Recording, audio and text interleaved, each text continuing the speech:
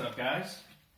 So, like I said in the group page, I have some fitness advice to share with you guys. Stuff that's helped me throughout the years.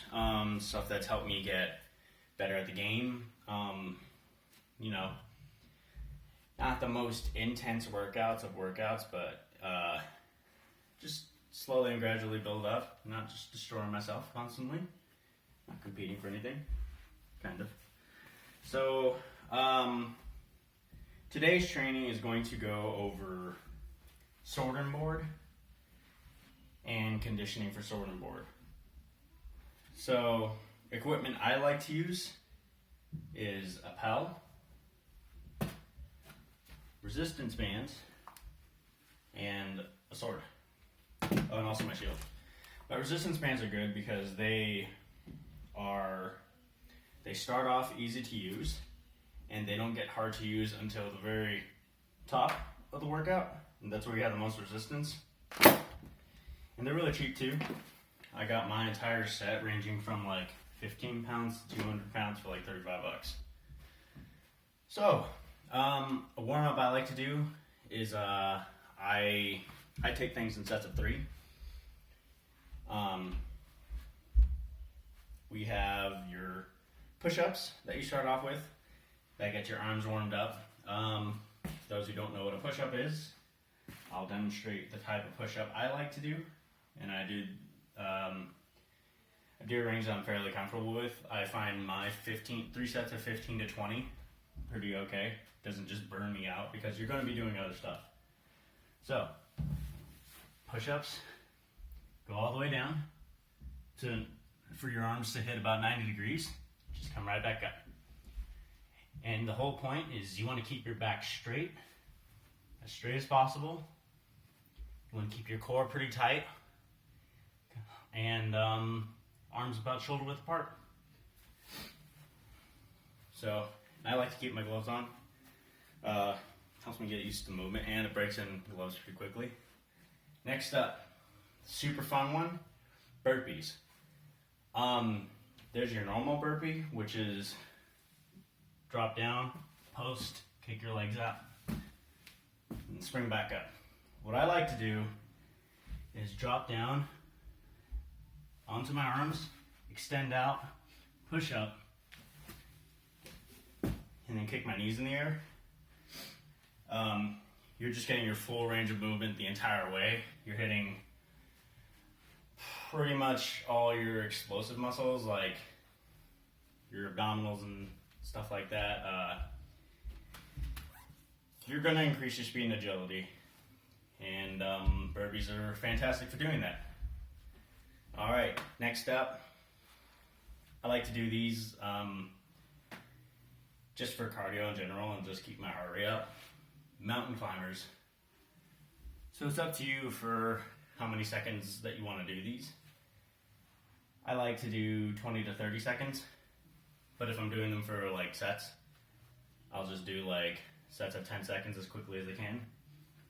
Mountain climbers are pretty easy, and if you worked out with me before, you know exactly what these are. Arms down, feet out, and just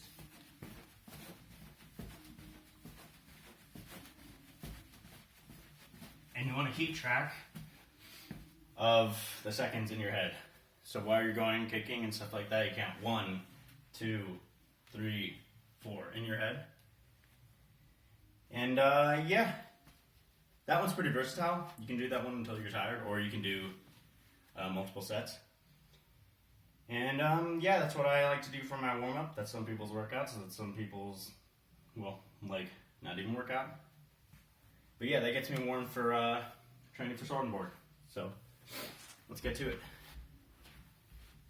Oh, you know what? Yeah. So, like I said, sword and board. There's different weird equipment that you use for sword and board. One of the things to increase hand speed is I have this rope tied onto PVC attached to a jug of water.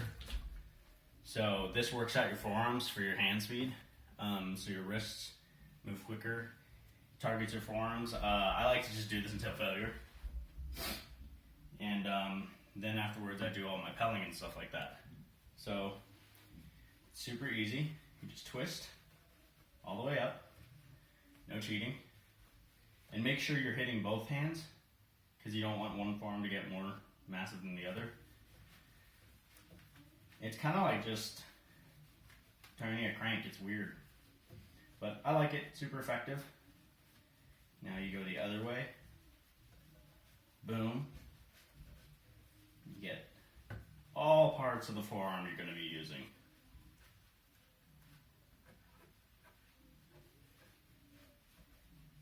You can do that as many times as you want. Make sure whatever you're using for your weight, you max that out at 5 pounds. You don't want to go any heavier than that, because you can strain your wrist really crazily. I like the water jug. It moves around a little bit, gives me extra resistance. And yeah, and the last thing I like to do for also training for sore arm endurance is resistance bands. You want to use gloves, because these will tear up your hands. But yeah, I do front arm raises.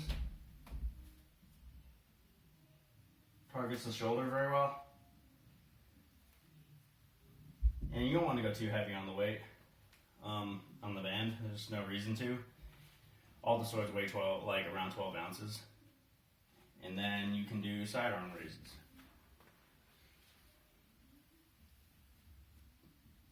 Movements just like that.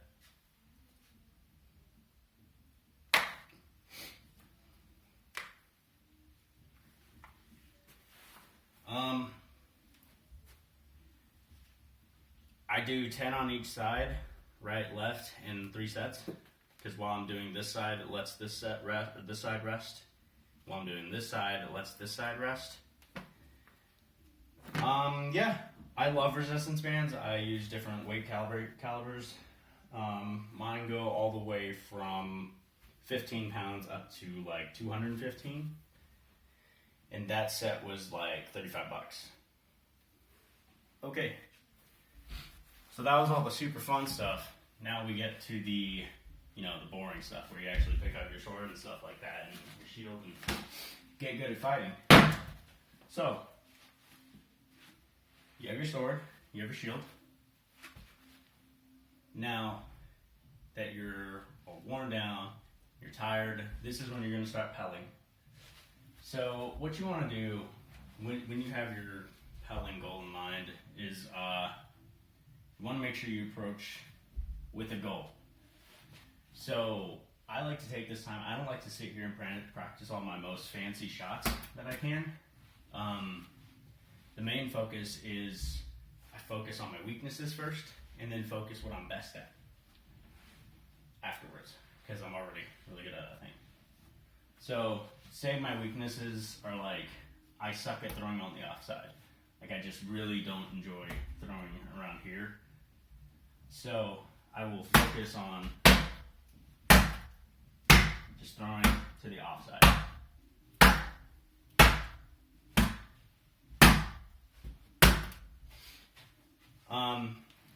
The shots that you can pel, and the shots I like to pel in general, are your 1 through 6. So your 1 up here, 2, middle, 3, around here, legs and lower, 4, 5, 6.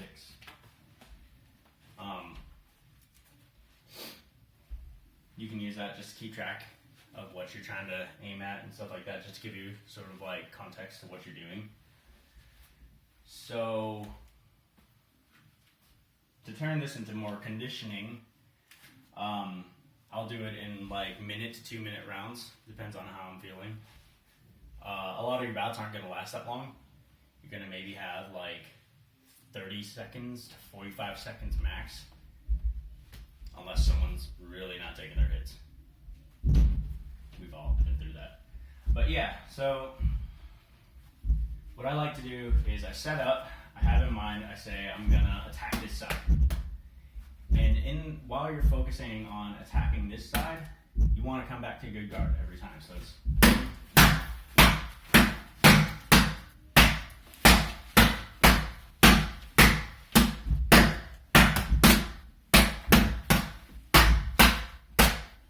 yeah. So you just get used to going ham on the pelt, and that will train on top of everything that you do. That will train your arm, especially since you're already kind of coming from a spot of fatigue. Once you go to a tournament or something like that, go to a DAG event, you'll be rested up, you'll be ready to go. And your first fight with your opponent, you'll be like, I'm not even tired. This doesn't even bother me at all. I can come up here and just throw shots all day, whatever. And doesn't affect you because you're already doing conditioning and stuff like that. Like I said, nothing too crazy. That's just what I like to do. Stabs, pretty straightforward. If you want to stab something, just focus on the poke. Different angles. But we'll get to stabs later. Right now, it's just the basics of you getting used to conditioning and making sure you're, returning and staying defensive and maintaining good precision while you're fighting your pal. Any comments, questions, go ahead and message me or comment in the comment section below. And yeah, make sure you stretch before and after.